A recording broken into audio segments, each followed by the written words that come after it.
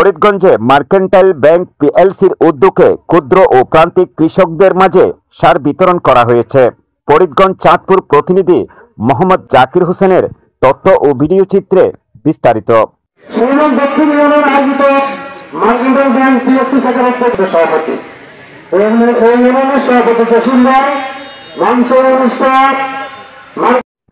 Chandpur ফরিদগঞ্জে mercantile bank পিএলসির উদ্যোগে ক্ষুদ্র ও প্রান্তিক কৃষকদের মাঝে বিনামূল্যে সার বিতরণ কার্যক্রম অনুষ্ঠান অনুষ্ঠিত হয়। মঙ্গলবার 18 ফেব্রুয়ারি বিকেল 3টায় 16 নং রূপসা দক্ষিণ ইউনিয়নে গৃহীত কালেন্দিয়া আইয়ুব আলী খান উচ্চ বিদ্যালয় মাঠে অনুষ্ঠিত অনুষ্ঠানে এসব সার বিতরণ করেন মার্কেন্টাইল ব্যাংকের উদ্যোক্তা ভাইস চেয়ারম্যান ফরিদগঞ্জ উপজেলা বিএনপির আহ্বায়ক এম এ হান্নান।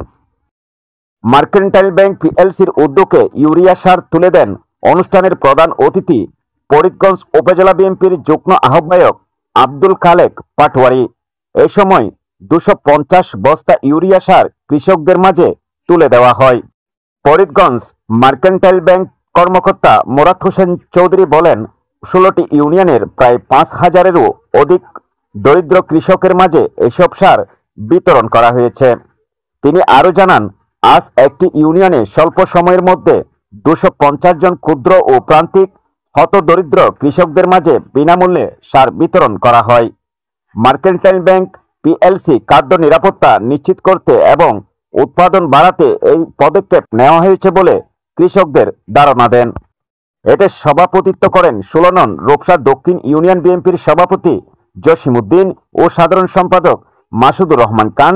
এর সঞ্চালনায় অন্যান্যদের মধ্যে বক্তব্য রাখেন ফরিদগঞ্জ উপজেলা বিএনপির যুগ্ম আহ্বায়ক মাসুদুর রহমান ব্যাপারী, উপজেলা কৃষক দলের প্রস্তাবিত সভাপতি হেলাল উদ্দিন মাস্টার, প্রস্তাবিত সাধারণ সম্পাদক হারুন গাজী, সাংগঠনিক সম্পাদক মোস্তাফা কামাল, ইউনিয়ন বিএনপির সিনিয়র সহসভাপতি নুরুন নবী বিএচি, সাংগঠনিক সম্পাদক আবুল বারশার খান, যুগ্ম সাধারণ সম্পাদক কাউসার আহমেদ প্রমুখ।